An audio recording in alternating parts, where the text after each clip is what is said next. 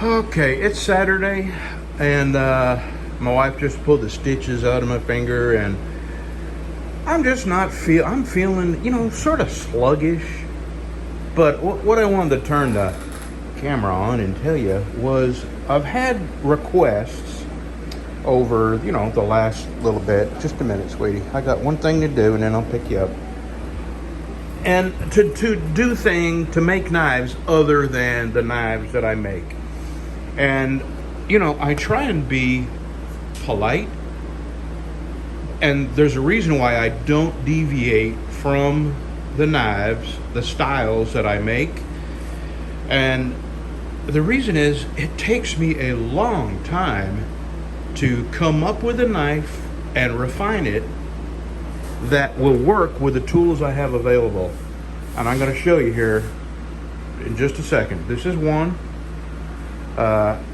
That's another. And then what that one and this one can't do, I'm able to do a little bit on this, but mostly this is for, I have a finer belt on that. And that's for just doing a little bit of work on the handles and then coming over here and hand sanding them. But also I have two die grinders. This one is a lower RPM die grinder, and this one is a way too high RPM die grinder, but I still use it, and I use it a lot to get in curves like this. This finger choil is exactly the size of my die grinder drum, 1 inch. So I've designed my knives to work with the tools that I have. And now I'm fixing to show you why and what I mean by that. So here's a noise alert.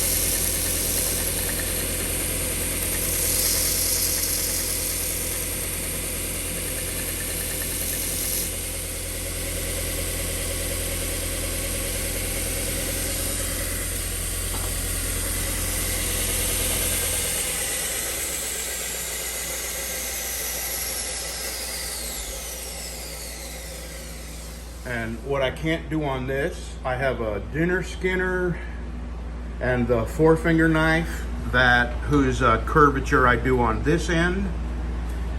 And that's basically why I can't deviate from what I make, because I'm limited by the machines I have. And to be honest, I've put a lot of thought, effort, time, tweaking, making mistakes, redesigning the knives. And then on top of that, I've had to do the same thing with my sheaths. So I do not deviate from the knives I make. And that's the reason. Because the amount of time and effort I've put into refining them and designing them in such a fashion that I can work on them with the machines I have. Now, if I had a 2x72, it would open up some doors to different designs, but they're so expensive that I honestly can't see me paying for it in my lifetime with the amount of knives that I sell. I have to keep in mind that this is a hobby, and I don't want to get settled down with debt on machines just because I want to, I make my knives that they're just fine, and I honestly don't think I can make them better with a 2x72. it just would open up some doors to designs that I can't make right now because of my machine. So I really don't have a desire. I like my 2x42, and honestly, if this thing quits, I'm probably just going to buy another Jet 2x42. I've been really, really happy with this machine. I have made some serious alterations to it. Let me make sure I'm not rolling over my dog. Okay. And, you know, I've added a bigger table. The first thing I did was, you see this lobe? This is the table lobe here. Well, it came around and went back here too. So to take the belt off, which you go through, you know, 2 or 3 belts at a time, you got to take the table off. That was ridiculous. So the first thing I did was put this table on my bandsaw and cut the lobe off of this original table here. And then none of this was square or level. So I had to do some Bradgineering and make my own mounts and shim it. I've got on the backside, on the backside here, I've got Coke can shims to square the table with the blade this away and then this away. And then I've got this here because I found that as I got to the end of my table, the table would sometimes tilt, and all that little micro differences, when you add them up, they make a difference in your bevel. Some people have come and cut enough of this off where they can get in and work on that wheel, but I'm not doing it. This is too important, and so is the bottom. I'm not gonna alter that. So one other thing, I've had people over the years ask me to fix knives that they own, and here's the reason I don't, is I could screw your knife up and there's no way I could replace it. So I only work on knives that I make for the very reason that if I screw it up, I can make another one. If you send me a knife that's important to you and I screw it up, I mean, what am I going to do then? You know, I can't replace it.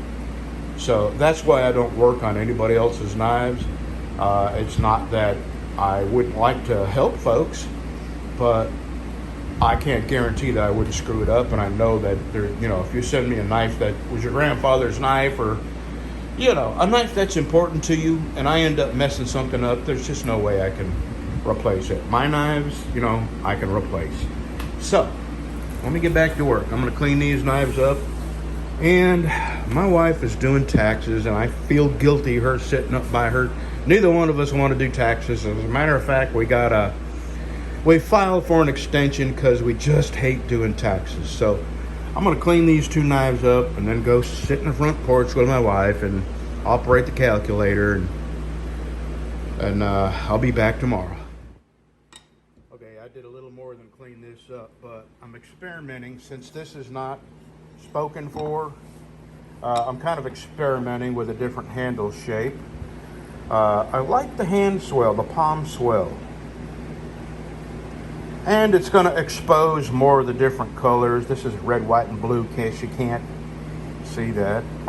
And I think I'm going to put some jimping up here.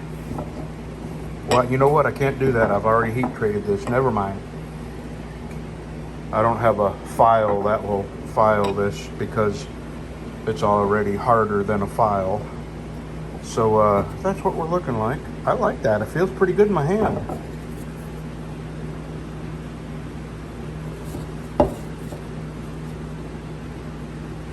Okay, I'm going home. I may be back here this afternoon if we get the taxes done. You know, we are sitting here adding up taxes, and between property taxes and the vehicle taxes to register your vehicle, and the taxes you pay on gasoline, the taxes you pay on food, I would say close to half our income is spent on taxes. If not half, a good solid third. It's sickening that they punish you for owning a home. That little mobile home down there is a 1983 mobile home. And I wouldn't say it's unlivable, but you would have to do so much work in there to make it a livable dwelling.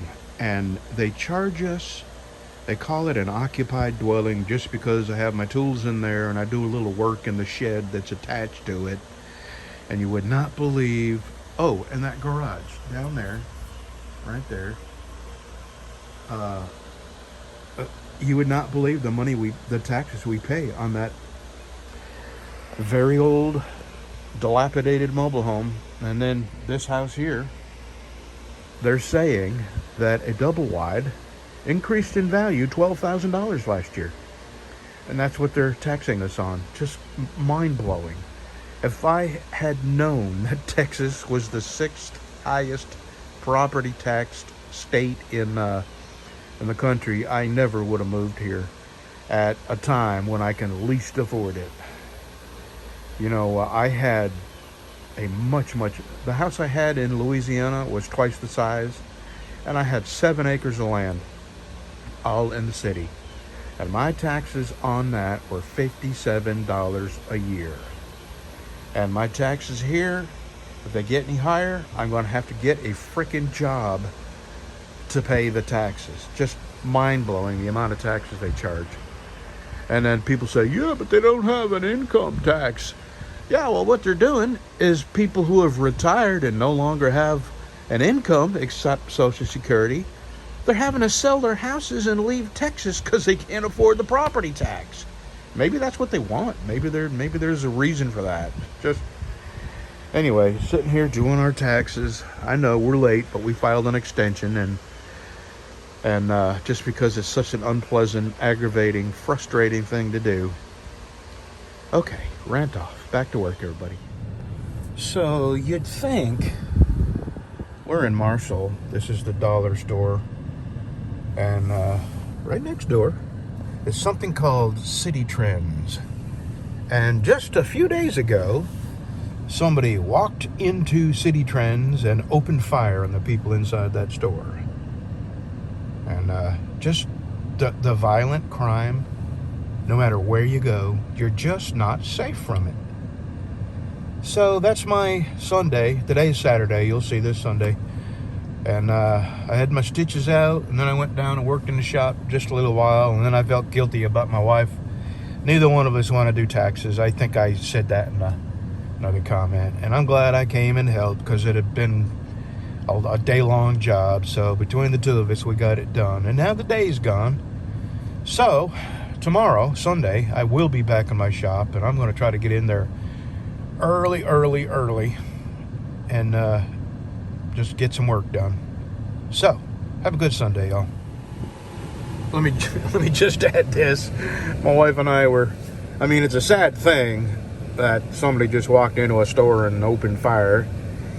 But if my wife and I had been there, the headlines would have read, man walks into City Trends and opens fire, and 2 old people pull their concealed pistols and drop the man in his tracks, because, you know, she's got a gun and I got a gun and we carry them everywhere. And we're both pretty accurate. We're pretty good shots because, we do practice, and that's not something YouTube likes to see. So, alrighty. Now, have a good Sunday. The next 2 dogs are Brandy. She's a fine girl, the chocolate lab. And, give me just a second. I'll be right back. Okay, and the second dog is Rita Rooney. That's Gravy 111. That's her little dog. What a cute little dog. Both beautiful dogs. Thanks for sending me the pictures. I like doing this, and I hope more people can send me some pictures.